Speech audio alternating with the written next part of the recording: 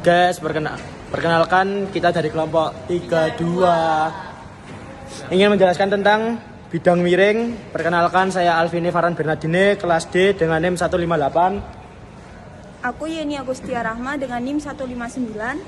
Aku Najwa Sitinar Aziza dengan NIM 156. Saya Muhammad Gani dengan NIM 157.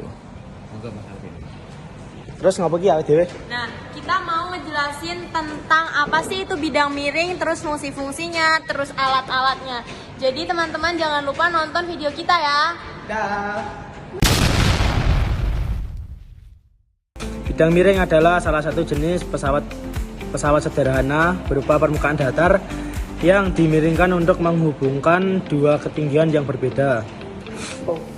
Tujuannya adalah untuk memperkecil gaya atau usaha yang diperlakukan saat memindahkan suatu beban berat ke tempat yang lebih tinggi.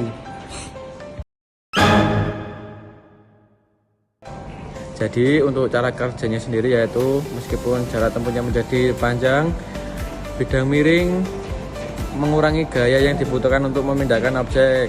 Semakin landai atau kecil sudut kemiringannya, semakin kecil gaya yang diperlukan, tetapi semakin jauh jarak yang harus ditempuh. Nah, selanjutnya itu ada contoh penerapan. Yang pertama, ada tanjakan dan jalan berkelok di pegunungan. Ini membantu kendaraan naik ke tempat yang lebih tinggi dengan gaya dorong yang lebih kecil. Yang kedua, ada tangga, memungkinkan orang atau barang naik ke lantai lebih tinggi tanpa perlu melompat secara vertikal. Contoh selanjutnya itu ada rempa. Rempa itu digunakan buat apa sih? Jadi kalau misalkan kita pengen naikin barang ke satu tempat yang mungkin kondisinya itu agak menaik, kayak vertikal gitu, vertikal ke atas. Nah, kita ngegunain rampa. Terus contoh selanjutnya itu ada pisau dan kapak.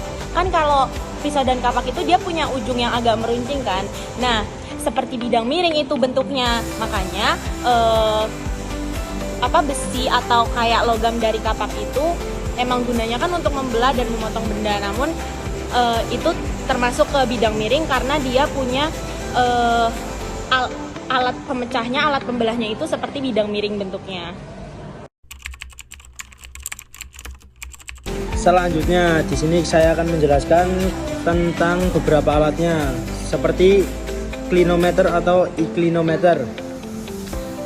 Inclinometer memiliki fungsi untuk mengukur sudut kemiringan, elevasi atau depresi suatu objek atau permukaan terhadap gravitasi.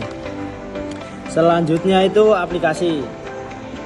Paling sering digunakan untuk mengukur kemiringan tanah, geoteknik, dan bangunan. Selanjutnya bentuk sederhananya adalah terbuat dari busur tali dan pemberat hingga versi digital yang presisi. Oke. Selanjutnya itu ada water pass atau spirit level. Fungsinya yaitu mengukur apakah suatu bidang berada dalam posisi rata baik secara horizontal maupun vertikal atau miring pada sudut tertentu, misalnya 45 derajat. Terus digunakan secara luas dalam konstruksi dan pekerjaan tukang kayu untuk memastikan kerataan fondasi, lantai atau pemasangan perabot. Bentuk waterpass sendiri yaitu berupa tabung berisi cairan dengan gelembung udara di dalamnya. Ketika gelembung berada di tengah, permukaan dianggap rata. Sekian. Selanjutnya ada busur derajat atau protektor. Fungsinya itu untuk mengukur dan menggambar sudut dalam satuan derajat. Nah, alat ini cocok untuk pengukuran sudut kemiringan pada benda kerja yang lebih kecil di bidang industri atau kerajinan. Umumnya berbentuk setengah lingkaran dan terbuat dari plastik atau logam. Nah, alat selanjutnya ada goniometer. Fungsi dari goniometer ini sendiri itu untuk mengukur sudut gerak pada persendian. Tetapi versi digitalnya juga dapat digunakan untuk mengukur sudut kemiringan suatu objek.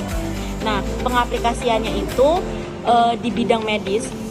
Kalau kalian tahu fisioterapis, nah itu pakai alat goniometer ini. Di goniometer digital juga bisa diterapkan dalam industri yang memerlukan pengukuran sudut presisi. Bentuknya itu tersedia dalam berbagai jenis, termasuk goniometer digital yang dilengkapi dengan penggaris.